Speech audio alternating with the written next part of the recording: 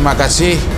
Kami dari Pemuda KMPI sangat mendukung program pemerintah dan program Bapak Kapolres untuk mengantisipasi dan mencegah virus corona. Kami akan mengerahkan kawan-kawan dari pemuda atau pengurus KMPI di setingkat kabupaten dan kecamatan untuk mengantisipasi dan mencegah virus corona.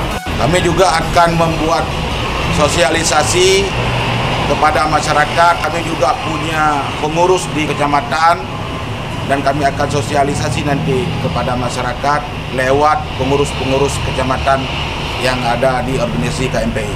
Kami dari KMPI menghimbau kepada masyarakat, dan kalau ada orang-orang yang baru pulang dari Malaysia atau pulang dari luar negeri yang tidak terdeteksi, bisa melaporkan ke Polsek atau ke Puskesmas terdekat supaya bisa dicek ada kena enggak virus corona.